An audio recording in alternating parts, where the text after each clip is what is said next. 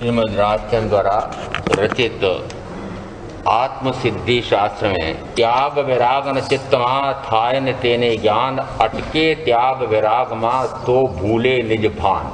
कल चर्चा हुई थी कि त्याग और वैराग्य के बिना, त्याग कहें, प्रत्याख्यान कहें, उपशम कहें, वैराग्य कहें, इसके बिना आत्मज्ञान नहीं होता है। यहाँ ज्ञान नहीं होता है के स्थान पर आत्मज्ञान नहीं होता है। ऐसा क्यों कहा कि ज्ञान और आत्मज्ञान में अंतर है।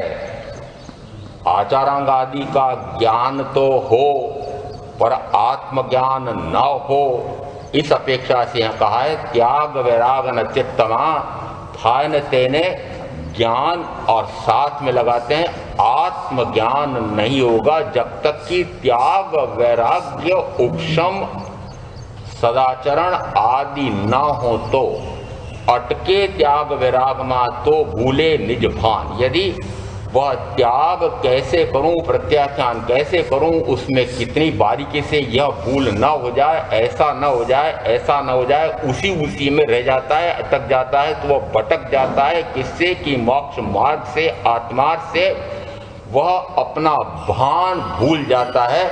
आत्मा के लक्ष्य का वह उपयोग चूक जाता है, क्योंकि सारा उपयोग उसका मात्र उस प्रत्याख्यान को कैसे क्या करना, उसी बारीकी में, तकनीकी में चला जाता है। इसे कहा कि आत्मा का लक्ष्य रखते हुए ही त्याग प्रत्याख्यान हो।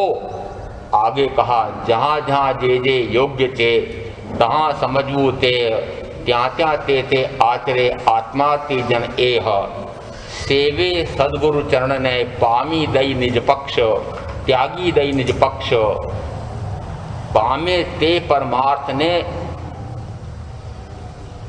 पामे ते परमार्थ ने निज पदनो ले लक्ष्य। दो गाथाएं एक साथ इसलिए कि इन दोनों का सहसंबंध है। जहाँ जहाँ जे जे योग्य छे तहाँ समझूं तेह। जहाँ जहाँ जो जो योग्य है वह समझना चाहिए। त्या त्या तेते आचरे, और समझ करके जैसा जैसा समझा है वैसा वैसा कैसे उसका आचरण करना चाहिए, उसका आचरण करना चाहिए। जहाँ जहाँ जे जे योग्य थे तहाँ समझूं ते, त्या त्या तेते आचरे आत्मार्थी जन एह।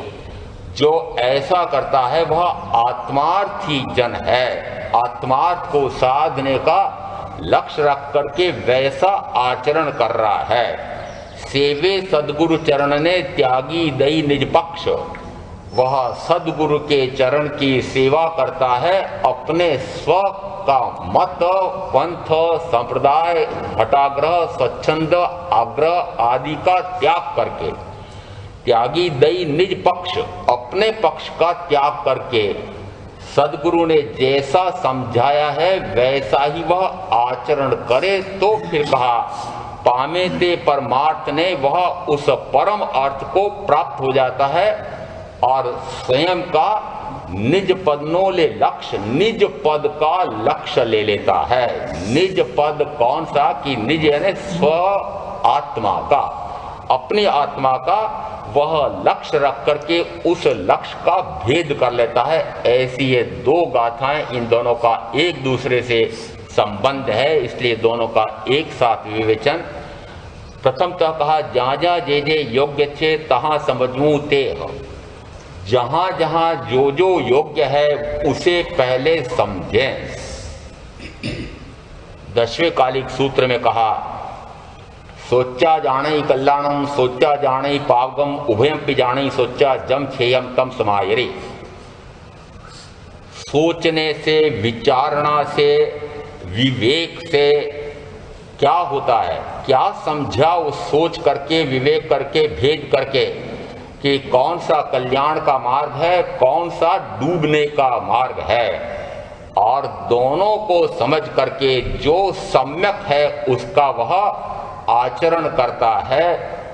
यहाँ भी उसी प्रकार से कहा। प्रथमतः क्या होगा कि वह कल्याण का मार्ग भी समझे और डूबने का मार्ग भी समझे। सोचा जाने कल्याणम, सोचा जाने पापम, पाप का मार्ग भी समझे। यहाँ पाप का मार्ग आया है गाथा में, मैंने क्यों कहा कि वह डूबने का मार्ग भी समझे। पाप करके कहाँ डूबते हैं, पुण्य करके कहाँ डूबते हैं? चतुर्गति में। इसलिए यहाँ जिस समय पाप शब्द आता है वहां पर हम मात्र प्राणातिपात से मिथ्या दर्शन चल के ऐसे 18 पापों को लेते हैं। वस्तुतः जो चतुर्गति में भटकाता है वह सारा पाप ही है। क्यों? चाहे उच्च गति प्राप्त हो जाए, देव गति और मनुष्य गति को अपेक्षा से उच्च गति कहा है। ये अपेक्षा क्यों लगाया? अपेक्षा इसलिए लगाया कि आपको कोई भी बात समझना हो तो किसी अपेक्षा से, नए से, विवक्षा से ही समझ में आ सकती है। अपेक्षा से दो उच्च क्यों कही गई कि गति तो कोई भी सुखदायक नहीं है। किसी भी गति में सुख ऐसा सोच ही नहीं सकते। कोई भी गति, आपको लगता है कि मनुष्य गति में सुख है, यहाँ जितने बैठे हैं अपेक्षा से इनके पास बहुत सुख सुविधाओं की सामग्री, भोग साधन, सारा धन, वैभव, पद, प्रतिष्ठा बहुत अधिक हो और जितना होना चाहिए मैं तो फिर शुभकामना करूंगा अरे 200 गुना 100 गुना हो जाए, परंतु फिर सुखी हो जाएंगे? नहीं। क्यों नहीं हो जाएंगे? क्यों नहीं हो जाएंगे? यदि सुख के साधन बढ़ जाएंगे तो फिर सुखी तो होंगे ना। यदि सुख का साधन बढ़ जाता है तो सुख की प्राप्ति हो सकती है, पर वह कौन सा सुख? वह सुख इंद्रिय जन्य, इंद्रिय जनित सुख क्या है? वो इंद्रिय जनित सुख कौन सा सुख कहलाता है कि इंद्रियों पर आश्रित है, शरीर पर आश्रित है, बाहर में किसी व्यक्ति, वस्तु, स्थिति, परिस्थिति पर आश्रित है और वे अनुकूल भी मिल सकते हैं और प्रतिकूल भी मिल सकते हैं। तो वह जो वर्तमान का सुख है वह पराश्रित सुख है, पराधीन सुख है और पराधीनता सुख नहीं है, स्वाधीनता सुख है। स्वाधीन, स्व के अधीन हो जाए तो सुख। यहाँ चाहे बाह्य में मनुष्य गति में चक्रवर्ती तक का अधिकतम कहा जाता है, मनुष्यों को चक्रवर्ती तक का सुख प्राप्त हो जाए तब भी कहा जाता है कि वह भी दुखी। यदि दुखी ना हो तो मैंने तो देखा कि 12 इस अवसर पीने में 10 छोड़ करके भगे। और संजय राजर्षि के अध्ययन में ऐसे कितने ही चक्रवर्तियों के, राजाओं के, सम्राटों के वर्णन आते हैं कि उन्होंने इनका परित्याग करके, संयम लेकर के मोक्ष प्राप्त कर लिया। यदि इतनी रिद्धि सिद्धि, इतना राज्य वैभव और फिर 10 चक्रवर्ती यानी 6 खंड का राज्य छोड़ करके भग करके वे संयम लेते हैं, इसका क्या अर्थ है? सुख तो है पर वह सुख कौन सा है? तो कहा इंद्रिय जन्य सुख है और उस सुख के पीछे दुख दौड़ा आ रहा है। इस कारण से कहा कि मनुष्य गति में भी सुख तो नहीं है। यदि सुख बहुत हो, अत्यधिक सुख हो, अत्यधिक सुख में कहा जाता है देव गति के सुख अत्यधिक होते हैं। क्यों? क्योंकि वहां जैसे ही वे देव भाव करते हैं उनकी इच्छा की पूर्ति हो जाती है।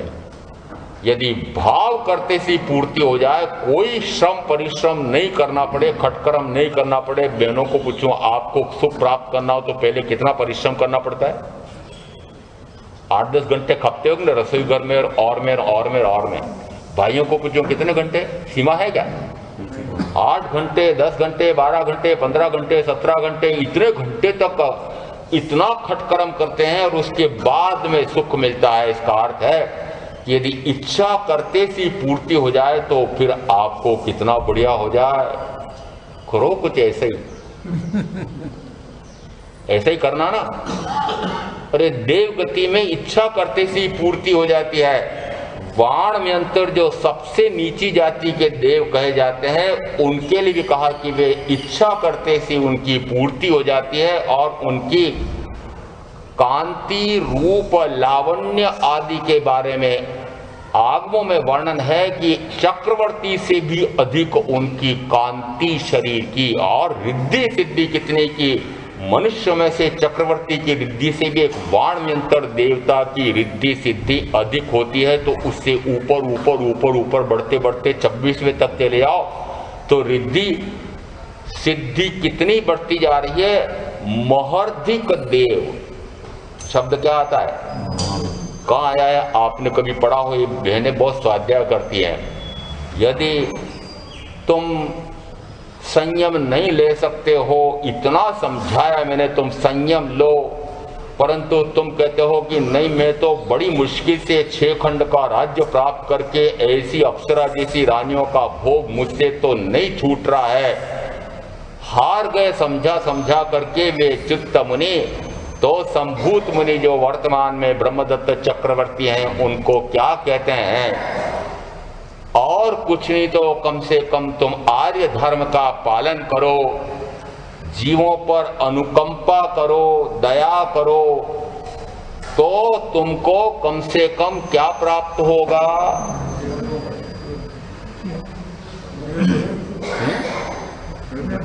उत्तर तो दे दिया था मैंने, इसलिए पूछा मैंने। महर्धिक देव बनोगे। महर्धिक संधि विच्छेद करो, महारिद्धि संपन्न, महर्धि महरिद्धि महारिद्धि संपन्न देव बनोगे। क्या बनना सुरेश जी, महर्धिक देव बनना ना। महर्धिक देव किससे, कि यदि करुणा करेंगे, अनुकंपा करेंगे, पुण्य करेंगे, सबका एक जैसे, सब एक जैसे पुण्य करेंगे, तो हमारे चित्त संभूत के अध्ययन में आया हुआ है कि अरे कम से कम इतना तो करो कि महर्धिक देव बनोगे।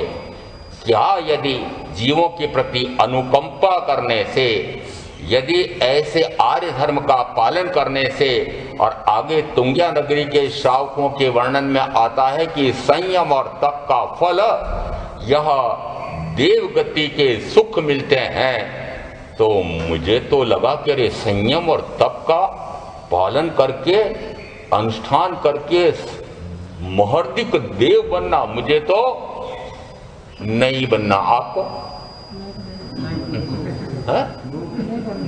नहीं बनना। यदि यहाँ 1 लाख रुपए देंगे तो वहां 1 करोड़ रुपए की रिद्धि सिद्धि वाले देव बनोगे। करो पुण्य, करो पुण्य, क्यों महर्धिक देव बनेंगे। यदि कितनी ही रिद्धि, कितनी ही उनको वैभव कितना ही प्राप्त हो जाए, इंद्रिय विषयों का सुख है। कौन सा सुख है, इंद्रिय विषयों। वे यदि सम्यक दृष्टि देव भी हैं, ऊपर ऊपर में जैसे जैसे और ऊपर बढ़ते जाते हैं वैसे वैसे वे ऐसे शुद्ध सम्यक्त्वी, यहां तक कि अनुत्तर 5 अनुत्तर विमान में वे क्षायक सम्यक दृष्टि लेकर के उत्कट संयम और तप की आराधना करके वे 5 अनुत्तर विमान में जाते हैं। 1 भव करके, 2 भव करके, 3 भव करके मोक्ष में जाने वाले हैं। परंतु रिद्धि सिद्धि बाहर की इतनी होती है कि वे संयम नहीं ले पाते हैं। यहां किसी का रिद्धि संपन्न का मैं पूछूं, बहुत रिद्धि संपन्न है, और यदि कहा जाए कि संयम ले लो महाराज, बड़ी मुश्किल से इतनी रिद्धि सिद्धि जुड़ी है, इतना वैभव मिला है, थोड़ा सा मजा ले लेने दो ना। आपका क्या उत्तर है? आपका क्या उत्तर है सबका? थोड़ा सा मजा ले लेने दो। और मजे का कजा हमारे यहाँ पर उत्तराजन सूत्र में आया है कि अरे ये जो एक गृहस्थ के यहाँ पर 2 माओं ने जैसे संतानें जनी, और एक दूसरी को देख करके कहता है माँ ये अपना स्वामी कैसा है कि मुझे तो सूखा तिनका डालता है और इसको माल मलिदा खिला रहा है।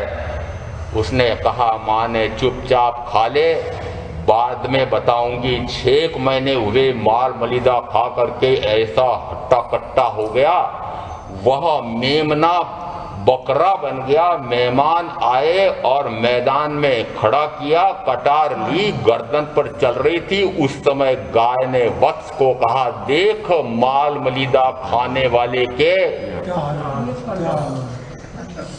ये रूखा सूखा खाने वाले तो 2 ऊपर बैठे हुए हैं और माल मलिदा खाने वाले सारे कहाँ बैठे हुए हैं? माल मलिदा खाने के लिए कहाँ बैठे रहना है? कहाँ बैठे रहना है?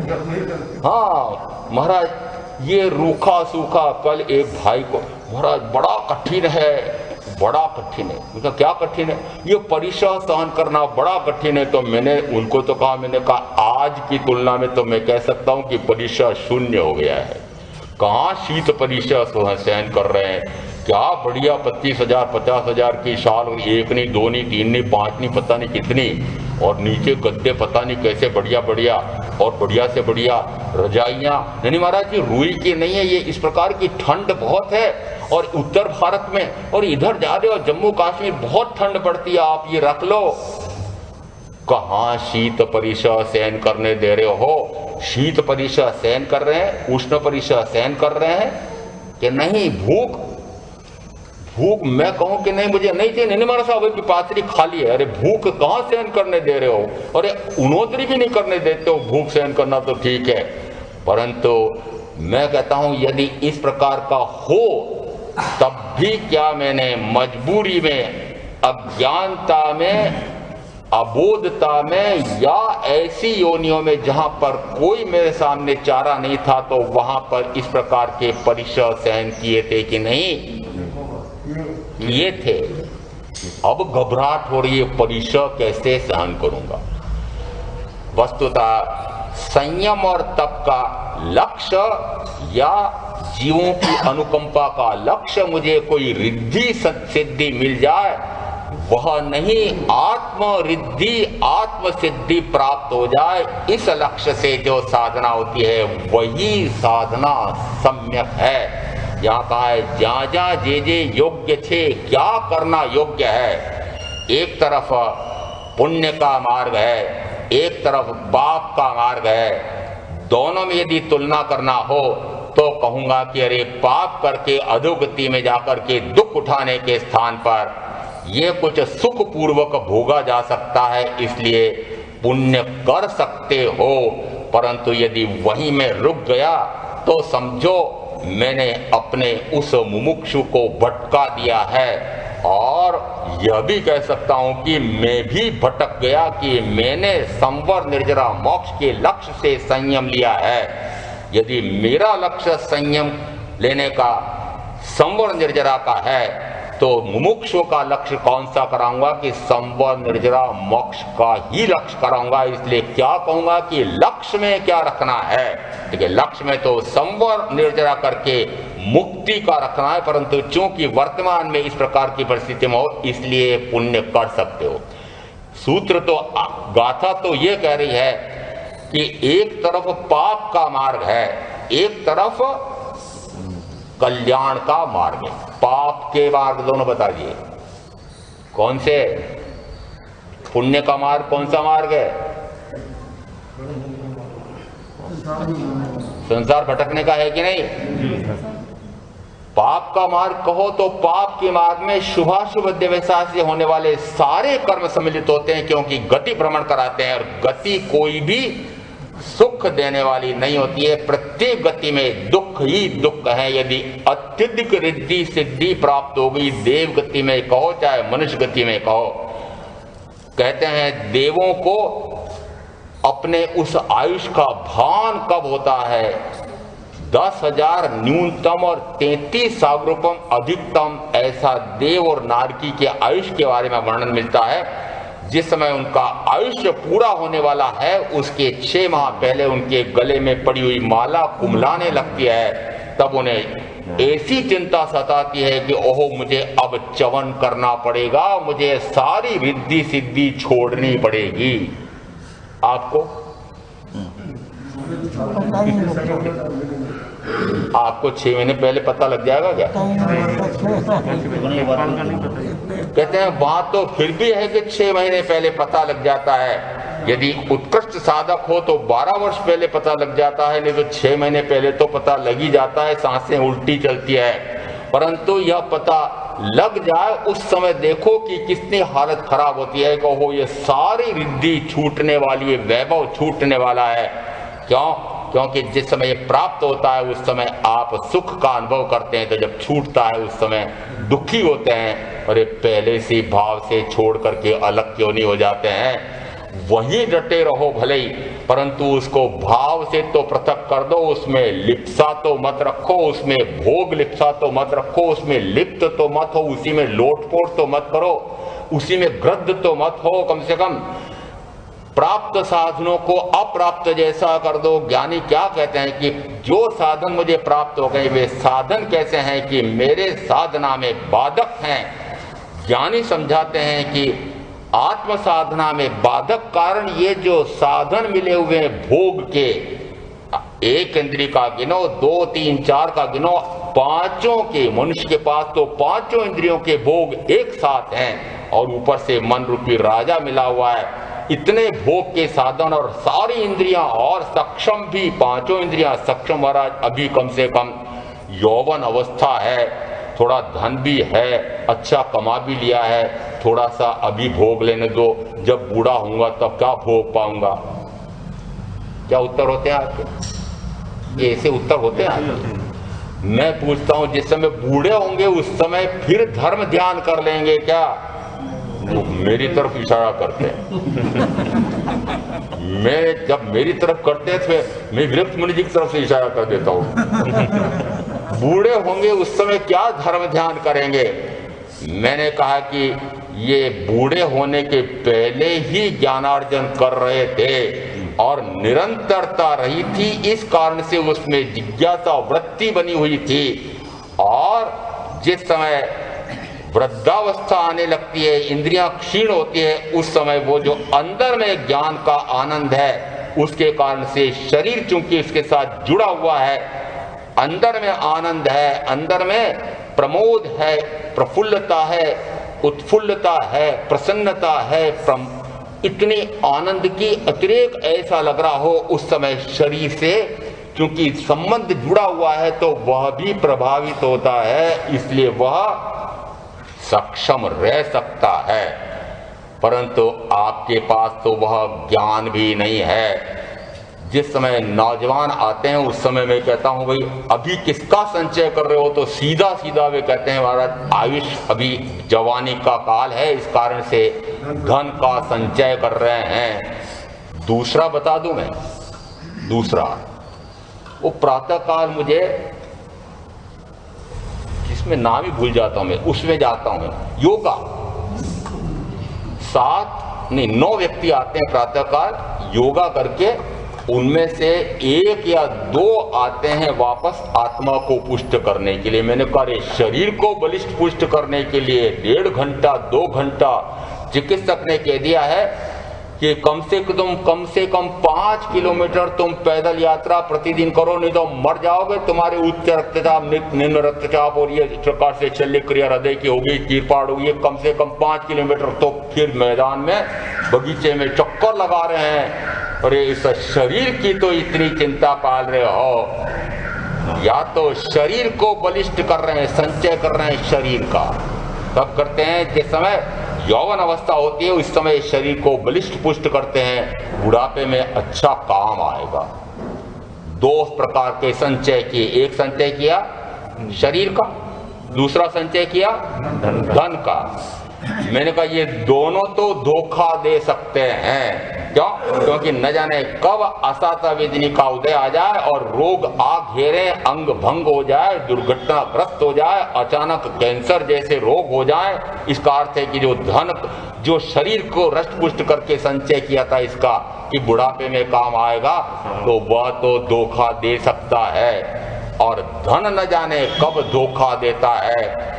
जन्म मृत्यु के साथ जुड़ा हुआ है, यौवन वृद्धावस्था के साथ जुड़ा हुआ है, लक्ष्मी चंचला है। इस संसार में सब कुछ क्षणभंगुर है। इसलिए हे साधक क्यों नहीं इंद्रियों से परे हो जाए, अनासक्त हो जाए। समण सुत्तम में गाथा का हिंदी पद्य का अनुवाद है कि जन्म मृत्यु के साथ जुड़ा हुआ है, या जन्मा है तो मृत्यु भी, जो जो जन्मा है, जो जो जन्मा है, मृत्यु निश्चित है, अटल है, टाली नहीं जा सकती है। मात्र एक ही ऐसी है कि जिसको टाला नहीं जा सकता है। आप हो सकता है वृद्धावस्था को टालने में सफल हो जाएं, हो सकता है रोगों को टालने में। आजकल के सारे चिकित्सा वैज्ञानिक इसी में भिड़े हुए हैं कि रोग हम इन मनुष्यों को आने नहीं दें। और अब तो यहाँ तक खोज हो रही है कि वृद्धावस्था इस मस्तिष्क की कोशिका में कौन सी कोशिकाएं ऐसी होती है कि जो क्षरण को प्राप्त हो जाती है तो उनको क्षरण को न प्राप्त होने दें। ऐसी कुछ प्रक्रिया करें कि जिससे वृद्धावस्था आए ही नहीं। हो सकता है कि आप वृद्धावस्था न आए, ऐसा हो जाए। मृत्यु वो परम तत्व है, परम सत्य है। लो, परम सत्य है। मात्र मृत्यु को परम सत्य माना है। इसलिए कहते हैं कि यदि जन्म है तो मृत्यु है, निश्चित है, अटल है। जिस समय भोजन कर रहे हों, भोजन की मेज पर बढ़िया बढ़िया 32 व्यंजन 33 तरकारियां सजी हुई हों, और उस समय भोजन करने में जब आसक्त ग्रद्ध हो रहे हैं, अत्यासक्त हो रहे हैं, खूब रस ले रहे हैं, मजा ले रहे हैं, सामने एक तख्ती लगी रहे, मृत्यु आने वाली है, क्या लगाओ? मृत्यु आने वाली है। जिस समय शयनागार में मजे ले रहे हैं, उस समय एकदम सामने बड़े अक्षरों में लिखो, मृत्यु अटल है, न जाने कब वह आ धमकेगा कालचंद।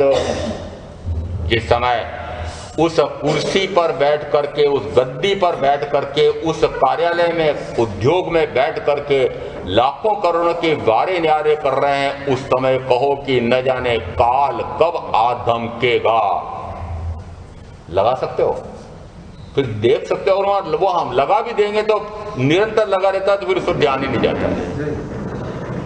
निरंतर ध्यान देना चाहिए कि जन्म हुआ है तो वह जन्म मृत्यु के साथ जुड़ा हुआ है। यौवन वृद्धावस्था के साथ जुड़ा हुआ है। और आगे सूत्रकार कहते हैं लक्ष्मी चंचला है। किसी का नाम होगा है क्या?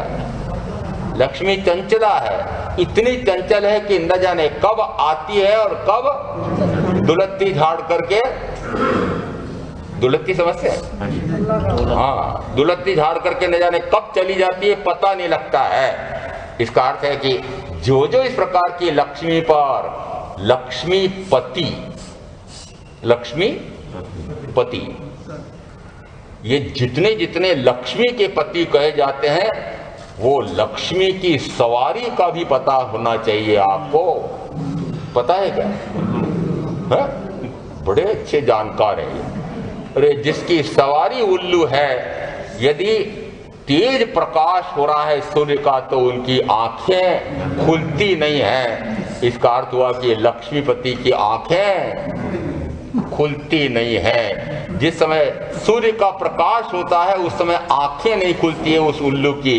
उसी प्रकार से जिस समय ज्ञान का प्रकाश होता है तो लक्ष्मीपति की आंखें खुलती नहीं है, क्योंकि लक्ष्मी को उसी को जब वो देखता है तो ज्ञान चक्षु कहां से खुलेंगे?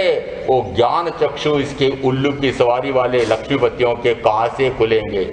तो कहा लक्ष्मी चंचला है, इस संसार में सब कुछ क्षण भंगुर है। इसलिए हे साधक निर्विषयी हो जाओ। निर्विषय यानी विषयों से रहित हो जाओ। क्या समझाते हैं ज्ञानी? ज्ञानी जो कह रहे हैं कि यदि आपने संचय किया है धन का, यदि संचय किया है शरीर का, ये न जाने कब धोखा दे सकते हैं, परंतु यदि ज्ञान का संचय किया हो तो, ज्ञान का संचय किया हो, जिस समय रोग आते हैं, ऐसे भी रोग आते हैं कि शैया पर सरशैया, मैंने तो कोई सरशैया पहले पढ़ी थी कि बाणों की शैया पर वे लेटे हुए हैं और फिर उस समय वो उपदेश दे रहे थे विष्णु पितामह, आपकी वो जो शैया है वो सरशैया मानते हो गया, कांटे चुभ रहे हैं, ऐसा वो जिस शैया पर आप सोते हैं कांटे जैसी चुभती है क्या? नहीं, सम्यक दृष्टि के चुभती है, सम्यक दृष्टि के चुभती है। और ये कहां सो रहा हूं, ऐसे मजा ले लेकर के कर्म बांध करके फिर मुझे कहां सोना पड़ेगा कि सरशैया जिस समय वे परमाधामी देव ऐसी ऐसी जगह ले जाते हैं, कहते हैं ऐसे पेड़ों के नीचे ले जाकर खड़ा करते हैं कि वहां पर जो पत्ते गिरते हैं वो पत्ते त्रिशूल जैसे, शूल जैसे ऐसे तीखे तीखे, और फिर कहां पर लेटना पड़ेगा? तो जो ऐसी मखमली शैया पर लेट रहे हो, अरे भूमि शयन करो। कौन करता भूमि शयन? ये बेटे ऊपर दो, भूमि शयन, भूमि पर सोना। और अनुत्तर योगी तीर्थंकर महावीर के वर्णन करते समय वे वीरेंद्र कुमार जैन उपन्यास में लिखते हैं, इतनी मखमली गद्दी लगाकर ऐसा शाही, क्यों राजा तो राजशाही ऐसा पलंग सजा हुआ है, वर्धमान राजकुमार के लिए वो सजा हुआ है। माँ ने कहो, दासियों ने कहो, सारी व्यवस्था की है, माँ धीरज से झांकती है, वे तो भूमि शयन कर रहे हैं, इतनी शीत, भयंकर शीत लहर चल रही है, और उस समय वे मात्र उस पट्टी पर, महल की उस शिला पर लेटे हुए हैं। साधना किसको कहते हैं? अभ्यास कहां किया था? 2 चोकड़ी कषाय का कल दोपहर के स्वाध्याय में आया था। 2 चोकड़ी अप्रत्याख्यानावरणी कषाय और प्रत्याख्यानावरणी कषाय का शमन वर्धमान राजकुमार ने राजमहलों में रहते हुए किया था। आप क्या करते हैं? कर्म बंधन करते हैं। सम्यक दृष्टि और इस प्रकार से कर सकता है। तो कहते हैं यदि उस समय रोग आ जाए, यदि उस समय इंद्रियां क्षीण हो जाएं, उस समय पलंग पर लेटना पड़ जाए, चिकित्सक कह देते हैं बस अब आराम करो, बिस्तर पर पड़े रहो, उस समय हाय हाय करोगे यदि ज्ञान का संचय नहीं किया हुआ है तो। ज्ञान का संचय कब काम आएगा? जिस समय यह तय कर रखा हो कि यह शरीर मैं नहीं हूं, यह शरीर मेरा नहीं है, यह शरीर कर्म का फल है, नाम गोत्र आयुष के फलस्वरूप यह शरीर मेरा है, वेदनी कर्म में से असाता वेदनी कर्म के उदय से यह असाता आई है, मेरे द्वारा ही उपार्जित कर्म का यह फल आया है, और मैं इस वेदना से और ज्ञान करके नए कर्म क्यों बांध लूंगा? ये ज्ञान का संचय चेतावनी देगा और हाय बिला आज्ञान नहीं करने देगा। बताओ काम आएगा कब? इसी भाव में काम आएगा। आप कहते हैं ज्ञान पर भाव में, पर भाव में नहीं, इसी भाव में, वर्तमान में, कि जिस समय इस प्रकार से रोग आ जाते हैं, जिस समय इंद्रियां क्षीण हो जाती है, जिस समय चिकित्सक कहते हैं कि ऐसा नहीं हो सकता, अब कान से सुनाई नहीं देता है, उस समय उन तीर्थंकर की वाणी को वह आत्मा से सुनता है। किससे सुनेगा? शक्ति है कि नहीं आत्मा में? अरे कान का तो मात्र माध्यम है, वस्तुतः इसका अनुभव कौन करता है कि केवल परमात्मा ने ऐसा समझाया है। यह राग द्वेष मोहादि करके संसार का मार्ग बढ़ाना है, ज्ञान दर्शन चारित्र रत्नत्रय धर्म की आराधना करके मोक्ष में जाने का पुरुषार्थ करना है। एक तरफ कल्याण का मार्ग बताया, दूसरी तरफ चतुर्गति में भ्रमण करने का मार्ग बताया, और आगे फिर महावीर ये कहेंगे कि देखो भाई, डूबने का कार्य मत करना, तिरने का कार्य करो। और जिसमें मैं डूबने के लिए वापस संसार में गया था, महावीर मेरे पीछे पीछे दौड़े और खींच करके वापस लाए। मैंने कहा ना, कहां जा रहे हो? पकड़ा था, खींचा था, क्या किया महावीर ने? मात्र समझा दिया। क्या कहा? ये डूबने का, चतुर्गति में डूबने का मार्ग है। कौन सा? अरे अभी बताया, राग द्वेष मोहादि करके कर्म का आश्रय बंद करके चतुर्गति में भ्रमण करने का एक मार्ग है। आपने नहीं सुना क्या? सुना है, बड़े चतुर हैं महाराज। हमारे पास तो एक नहीं दो दो कान हैं। एक राजा के यहाँ पर 3 बढ़िया मूर्तियां लेकर के एक मूर्तिकार आया और तीनों एक जैसी ऐसी बढ़िया दिखाई दे रही थी। उन्होंने कहा, भाई मूर्तिकार किसकी किसकी कीमत है? उन्होंने कहा, आप ही अनुमान कर लीजिए और आप जैसा योग्य समझे वैसा दे दीजिए। मैं तो आपके ऊपर, राजा से क्या मांगू? राजा से क्या मांगू? परीक्षा तो करनी पड़ेगी। चतुर मंत्री, उसने कहा ठीक है देखते हैं। एक धागा लिया और उस धागे को एक कान में डाला और दूसरे कान में निकल गया। उनने कहा 2 कौड़ी की भी नहीं है। एक धागा एक कान में, दोनों कान में डाला और मुंह से निकल गया।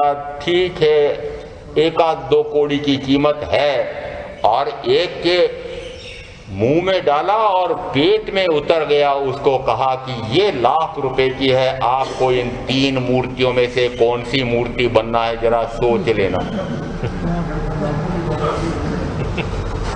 एक कान से सुना और दूसरी कान से निकाल दिया तो वहां कहा 2 कौड़ी के नहीं है।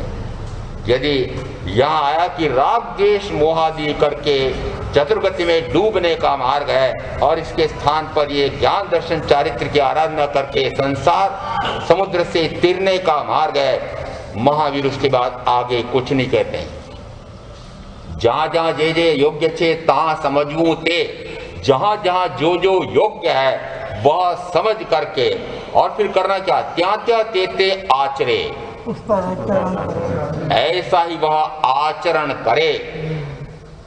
व्याख्या प्रज्ञप्ति सूत्र में 1-2 में आया है, पकड़े माने, धारे माने, चिट्ठे माने, संबरे माने, 4 शब्द दिए हैं। तीर्थंकर परमात्मा के प्रवचन को, वचनों को, देशना को सुन करके निशंक ज्ञान करता है। निशंक यानी अब उसमें किसी प्रकार की शंका नहीं रही है।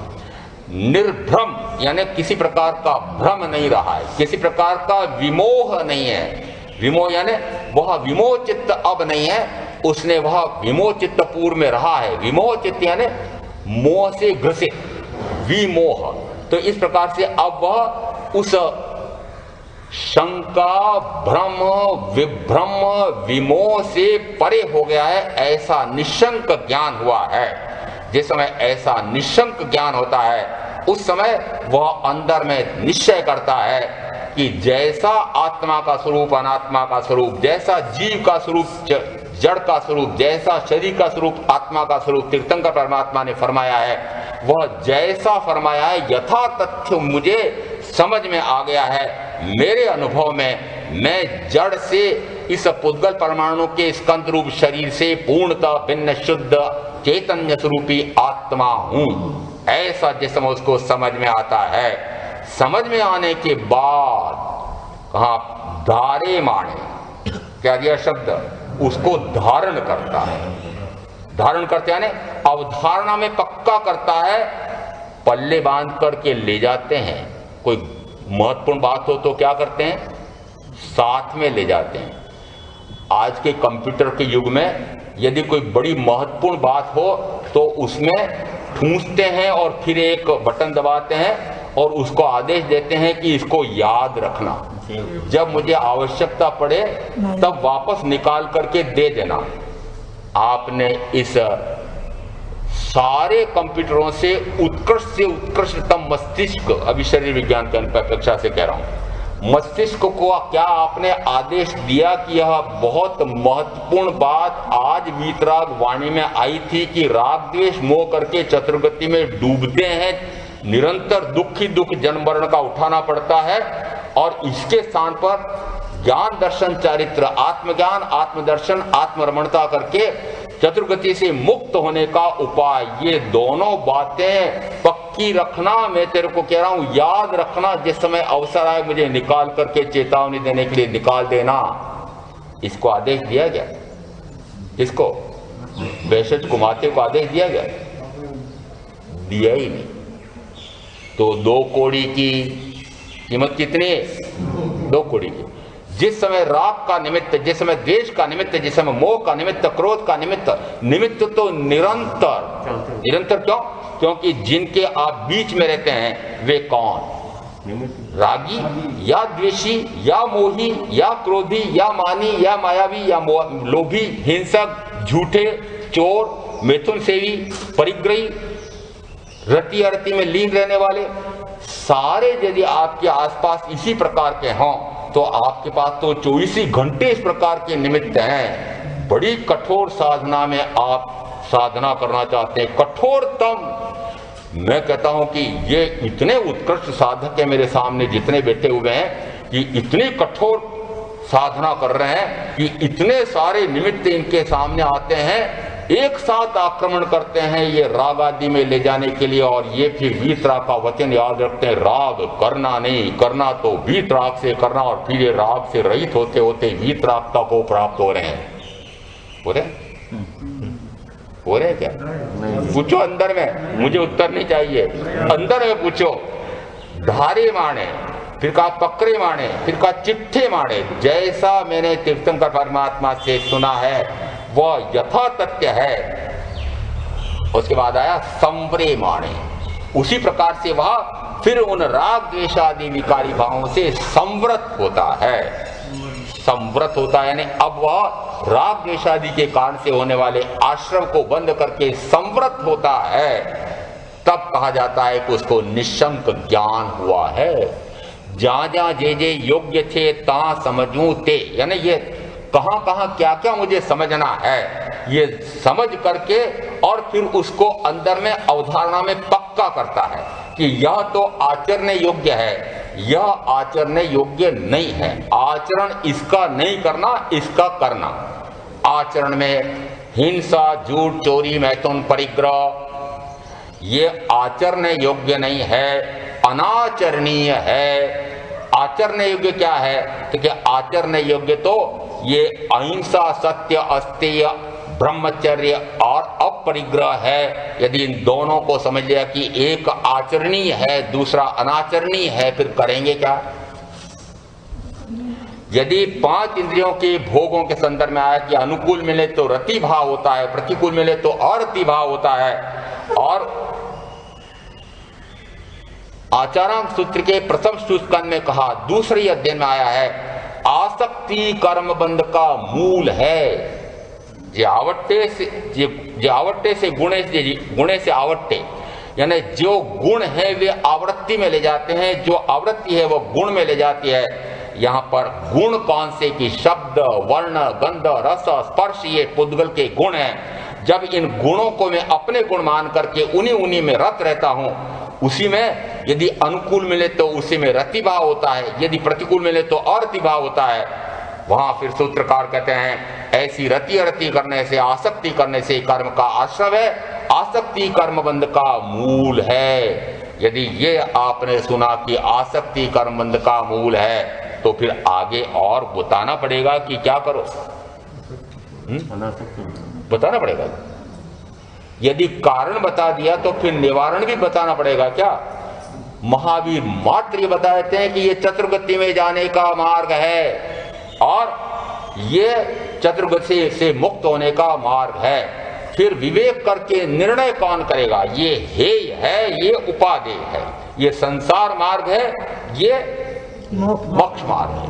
यदि दोनों प्रकार के मार्ग बता दिए, समझा दिया ये संसार मार्ग है, ये संसार मार्ग क्यों समझाया?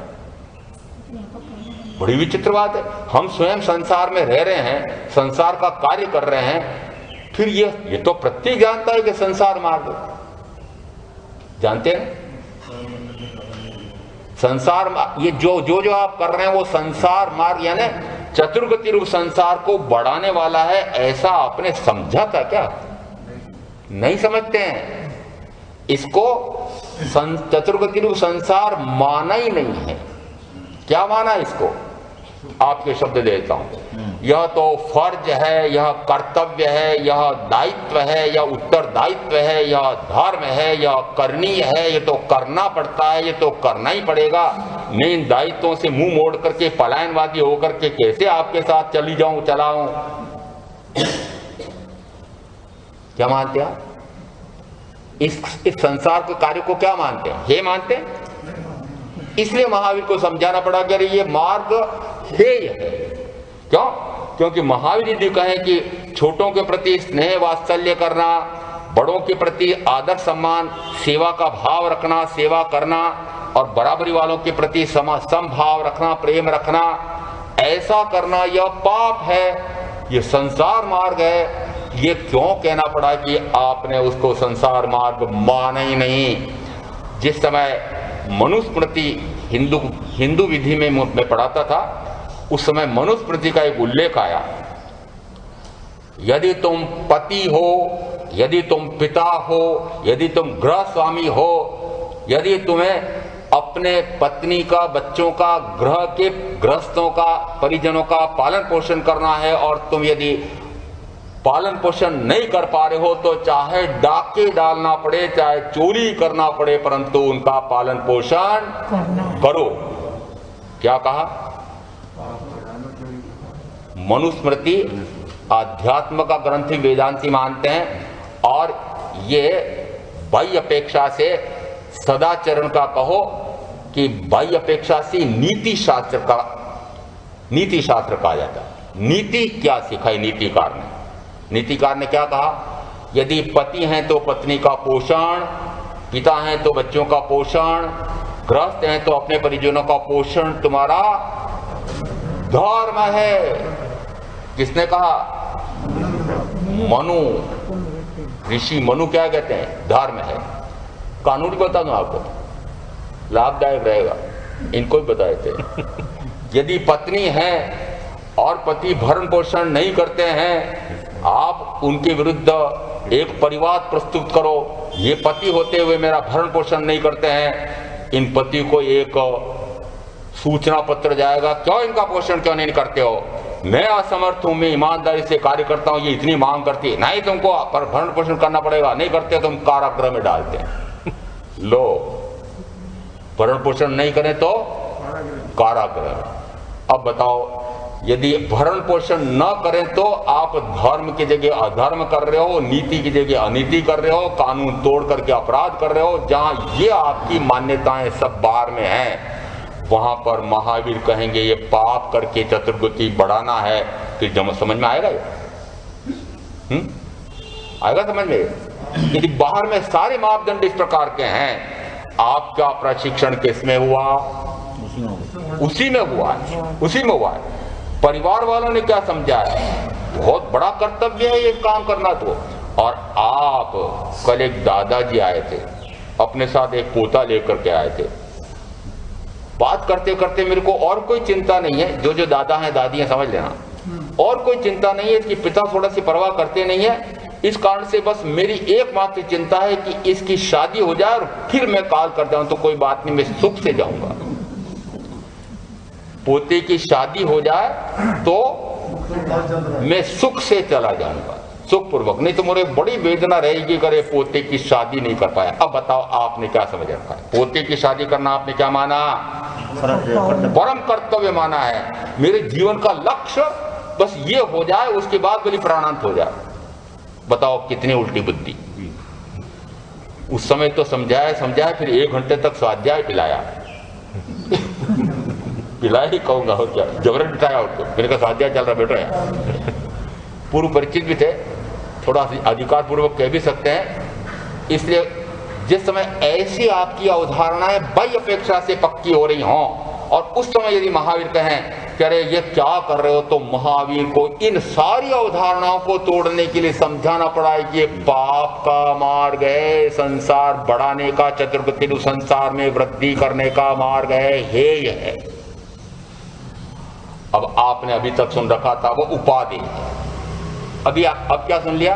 हेय है। महावीर को संसार मार्ग क्या है यह भी समझाना पड़ा कि ये जो संसारियों संसार का कार्य कर रहे हो। मैं आज प्रवचन के बीच में से जाऊंगा, बहुत जरूरी में किसी के बैठक में जाना है, नाम पता नहीं बताता हूं। कल मैं नहीं आ पाऊंगा क्योंकि मेरे साले के भव्य कोठी बनी है, उसके नांगल में जाना है। वो मेरे एक समधी जी हैं, बेटी के दादा ससुर नाना ससुर वो अमुक अस्पताल में भर्ती हैं, मुझे उनकी साता पूछना जाना है, इसलिए मैं कल नहीं आ पाया था। वहां चला गया था, वो अमुक की मैयत में गया था, इसलिए मैं प्रवचन में नहीं आ पाया। ये क्या है? कौन सा मार्ग है? आपने क्या माना? आपने माना कि इससे, किससे? यहां बैठ करके प्रवचन सुन करके आश्रम बंद के स्थान पर संवर निर्जरा का मार्ग मिलता, निर्जरा में संवर में जा भी सकते थे। उसके स्थान पर आपने कौन से मार्ग को सही माना? जिसमें आश्रम बंद हो रहा है, मोह बढ़ा रहे हैं, राग बढ़ा रहे हैं, व्यवहार पाल रहे हैं। इसका अर्थ है कि आपने अभी तक उस मार्ग को ही सम्यक मान रखा है, उपादेय मान रखा है। इसलिए बार बार महावीर के संयमियों को भी कहना पड़ता है, ये संसार बढ़ाने का मार्ग है, तत्रगति संसार निरंतर बढ़ रहा है। इसलिए यहाँ पर महावीर को संसार का मार्ग क्या है यह भी बताना पड़ा, और फिर उसकी तुलना में कहा कि यह मोक्ष का मार्ग है।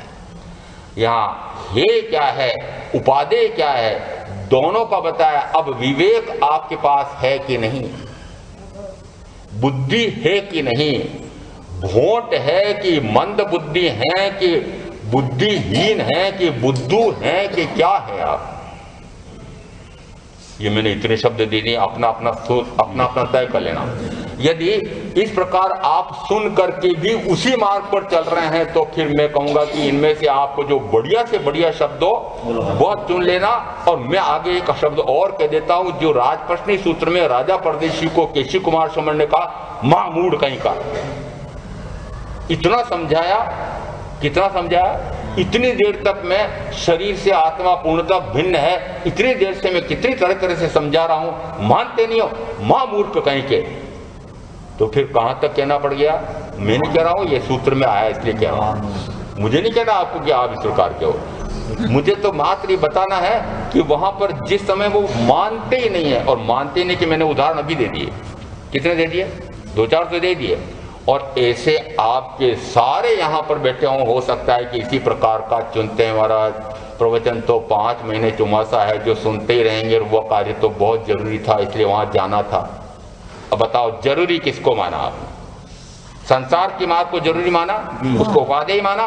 इसलिए बार बार जोर देकर के कहना पड़ता है, अरे वो चतुर्गति संसार बढ़ाने का है, विवेक बुद्धि नहीं जगी, विवेक जगा नहीं, अविवेक पूर्ण कार्य अभी तक हो रहा है। इसलिए कहते हैं कि यहाँ पर समझना पक्का नहीं हुआ है। जहां जहां जे योग्य थे ता समझू थे। और इधर क्या कहा? इधर कहा सोचा जाने कल्याणम, सोचा जाने पावगम, उभयम भी जाने सोचा, जम छेयम तम समाये। दोनों को जानकर जो सम्यक है उसका आचरण करे। जो विवेकवान होगा वह किसका आचरण करेगा? जो सम्यक हो।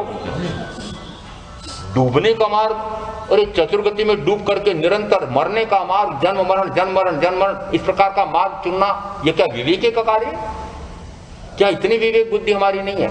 और मैं ऐसा मानता हूं कि जो लाखों नहीं करोड़ों कमाते हैं, आजकल आपके लिए क्या कहना पड़ेगा मुझे, कमाई करोड़ों की है, तो व्यापार व्यवसाय उद्योग कार्य आदि कितने के होते होंगे? अरबों के। यदि अरबों का आप कार्य कर रहे हो तो क्या बुद्धि से बिना हो सकता है? और घर में हजारों वस्तुएं पड़ी हुई हैं, और यदि भोजनशाला में इनको 5 सदस्य हैं और 5 व्यक्ति अलग अलग प्रकार की बातें कहते हैं कि नहीं मुझे व्यंजन में ये चाहिए, नमकीन में ये चाहिए, रोटी और अमुक अमुक में ये चाहिए, अनार ऐसा चाहिए, फलार ऐसा चाहिए, अमुक ऐसा चाहिए, 50 चीजें इतने बढ़िया बनाएंगी, ये विवेक के, ये बुद्धि से बनाएंगी कि बुद्धू बना सकती है? बुद्धि लगती है कि नहीं? कहां लगी? कहां लगी? एक की लगी कमाने में, एक की लगी भोगने में। एक की लगी, समझ गए क्या? एक की लगी कमाने में, दूसरे की लगी भोगने में। इसका अर्थ है कि वह बुद्धि भ्रष्ट हो गई है। इसलिए मुझे महावीर की बात ही कहना पड़ती, मेरी अपनी तरफ से कहता नहीं है। तो महावीर कहते हैं अरे इस प्रकार की बुद्धि यदि आप संसार, चतुर्गति संसार बढ़ाने में लगा रहे हैं तो आपने जो योग्य है उसको योग्य समझा नहीं। जहां जहां जे जे योग्य चे ता समझू ते, त्या त्या तेते आचरे आत्मार्थी जन एह। जो मैंने समझा है, क्या समझा? अब विवेक करके समझा कि यह हेय मार्ग है, ये उपादेय मार्ग है, ये चतुर्गति रूप बढ़ाने का मार्ग है, ये चतुर्गति को नष्ट करने का मार्ग है। यदि दोनों में विवेक कर लिया, अब कौन से मार्ग का आचरण करेंगे? बोल करेंगे कि करना चाहिए? क्या बोल रहे हो? करना चाहिए, तब तो वो ऊपर आके बैठोगे। करना चाहिए तो वो ऊपर वाला बोल सकता है। आप क्या कह रहे हैं? मुझे संसार हे है ऐसा जान लिया है, इसलिए संसार, चतुर्गति संसार बढ़ाने का कार्य नहीं करूंगा, नहीं करूंगी। मैं अब मात्र इसको नष्ट करने का ही पुरुषार्थ करूंगी। ऐसा अंदर में संकल्प पक्का होना चाहिए, उसको कहते हैं धार्यमाणे। और उसके बाद में फिर आया संवरयमाणे, यानी फिर वह संवृत हो। जिस समय इस प्रकार का कोई भी निमित्त खड़ा होता है उस समय वह पीछे सरक जाए। किससे? उन निमित्तों के अधीन न हो करके वह संसार बढ़ाने का कार्य न करे, प्रथमतः न करे। इसलिए कहना पड़ रहा है कि पहले करना तो बंद करो, संवर तो करो, फिर निर्जरा की बात बाद में सोचे, पर पहले संवर तो हो जाए। संवर पूर्वक निर्जरा होती है। तो यहाँ पर जिस समय ऐसा समझ में आ गया है तो फिर समझ में आया है उसी प्रकार का आचरण होना चाहिए। परीक्षा कौन करता है? समझ पक्की हुई है, इसकी परीक्षा आचरण करता है। ज्ञान सम्यक हो गया है, दर्शन सम्यक हो गया है, वह सम्यक हुआ है कि नहीं हुआ है। जैसा आत्मा नाम के पदार्थ का स्वरूप तीर्थंकरों ने फरमाया है, वैसे ही पदार्थ का स्वयं साक्षात अनुभव आया हो, तब के मिथ्या भाव प्रवृत्ति, मिथ्या अध्यास छूटेगा ही।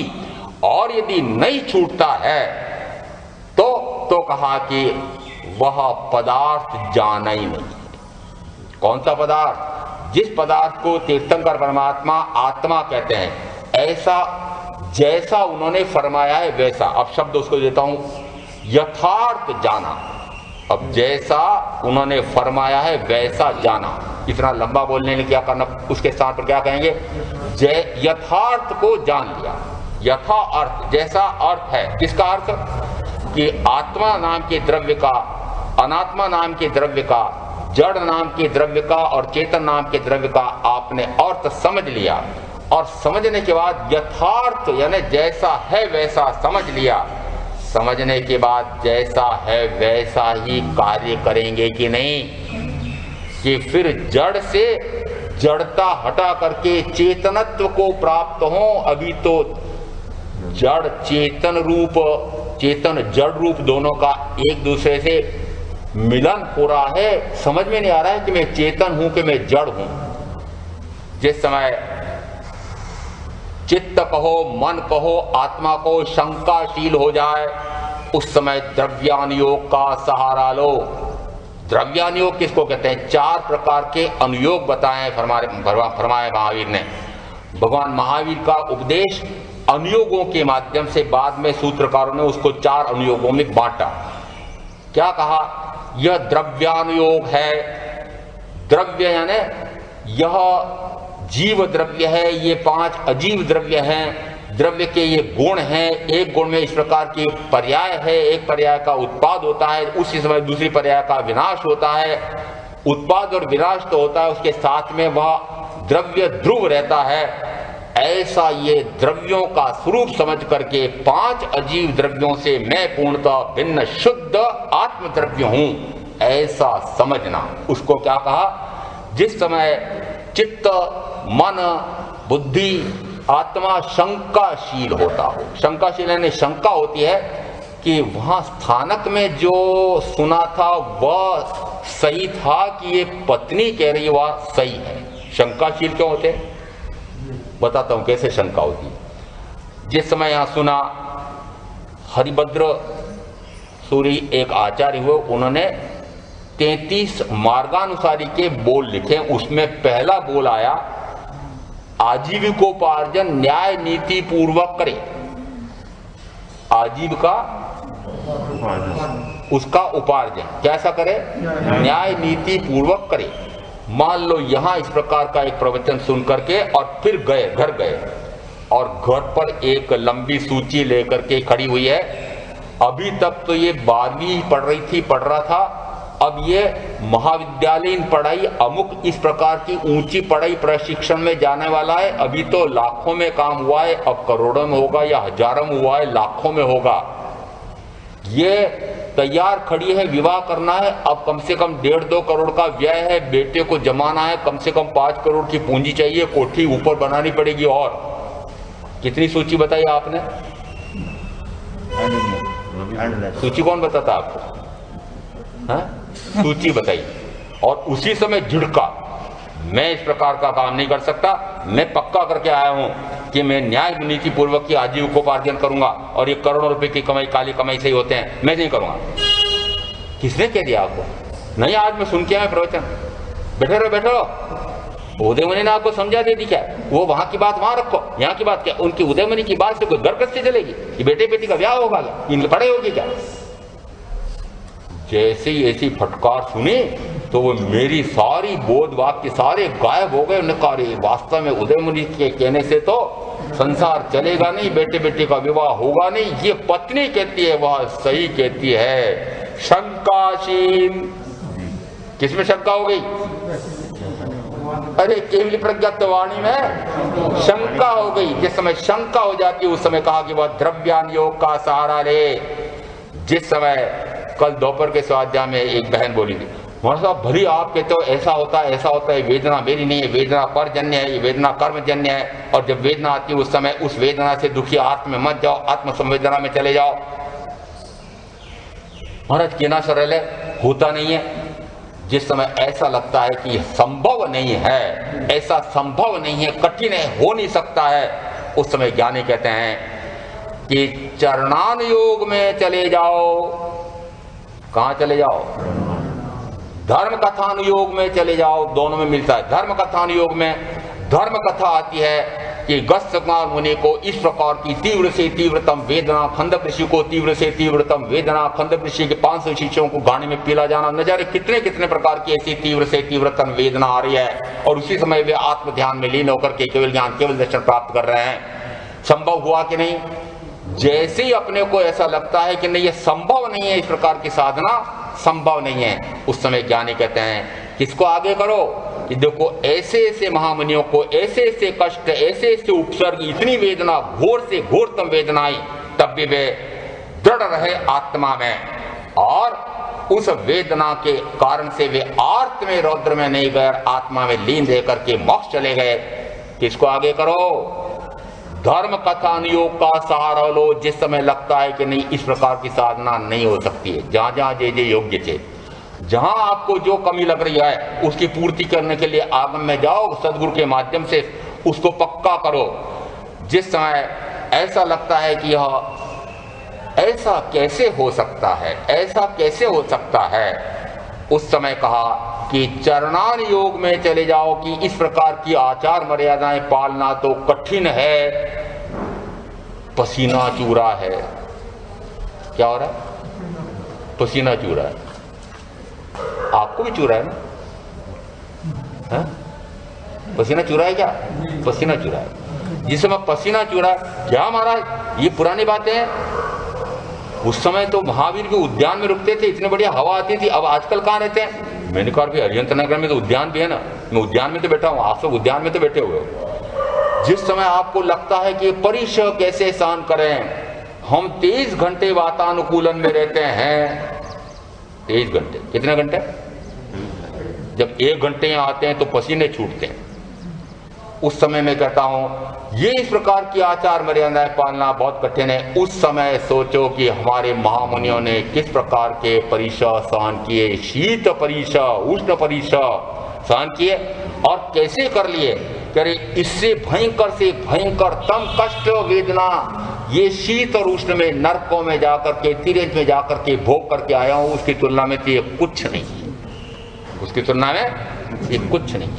और जिस समय आत्मा की आनंद का अनुभव आता उस समय बाहर की वेदना का अनुभव आता ही नहीं। तो कहा जिस समय ये आचार मर्यादाएं पालना कठिन है, उपसर्ग पर विजय प्राप्त नहीं हो सकती है, परिश्रम आज 5वें आरे में नहीं जीते जा सकते हैं, ऐसा जिस समय भाव आता हो उस समय ज्ञानी कहते हैं कि चरणानुयोग में चले जाओ। और जिस समय बुद्धि जड़ हो रही है, बुद्धि जड़ हो रही है, उस समय कहा गणितानुयोग में चले जाओ। गणितानुयोग, गणित का, जिस समय मैं गणित का विद्यार्थी था, पता नहीं कितना गणित और कितना मौखिक कंठस्थ, कहते हैं इतनी बुद्धि तीव्र होती है गणित में जाने से। ये तो मेरा स्वयं का अनुभव है। परंतु जिस समय ये चंद्र प्रज्ञप्ति, सूर्य प्रज्ञप्ति, जिस समय जम्बूद्वीप प्रज्ञप्ति और उस समय उनका पारायण करें, उस समय लगता है कि ओहो बुद्धि कितनी तीक्ष्ण हो जाती है। भोट बुद्धि भी हो तो उस समय उसका पारायण करते करते ओहो इतना ज्ञान भरा हुआ है आगम में। तो कहते हैं जड़ बुद्धि हो रहे हो उस समय गणितानुयोग का सहारा ले लो।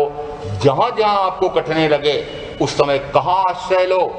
जिस समय लगता है कि नहीं ये तो भोगने योग्य है, ये तो करने योग्य है। एक उत्तर एक बहन ने दिया, महाराज जब ये घर बार बसाया है तो घर बार चलाना भी पड़ेगा और अब आज तो मुझे पहले घर ही देखना है, अभी तो मुझे घर ही देखना है।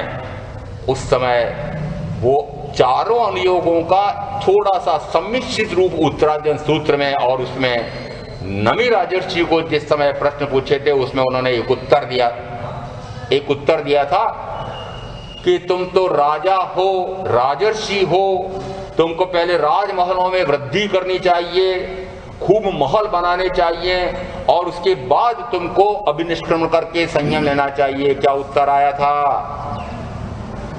ऐसे मैंने अस्थायी घर कितने ही बनाए और कितने ही छोड़े, इसलिए मुझे अब कौन सा घर बनाना है कि अब मुझे स्थायी घर बनाना है। जिस समय ऐसी शंकाएं उठती है उस समय उन शंकाओं का निवारण करने के लिए नमी राजर्षि का अध्ययन, जिस समय तत्व संबंधी इस प्रकार की शंकाएं उठती हैं उस समय केशी गौतम संवाद, जिस समय आपको लगता है कि बाह्य का कार्य करना श्रेष्ठ है उस समय चित्त संभूत, यानी कितने ही ऐसे हमारे आत्मों में भरे पड़े हैं कि जिसमें हम वहां जाकर के प्रेरणा ले सकते हैं। यदि कोई कहे कि मुझे क्या आवश्यकता है, तर्क शक्ति है, बुद्धि भी कुशाग्र है और मुझे समझने की शक्ति भी है, मैं आपके पास क्यों आऊं?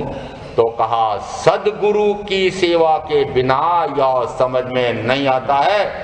यदि शास्त्र को समझे बिना वह शस्त्र रूप हो जाता है, शास्त्र को समझे बिना, और वह शास्त्र में क्या तत्व भरा है, मर्म है, रहस्य है, शास्त्र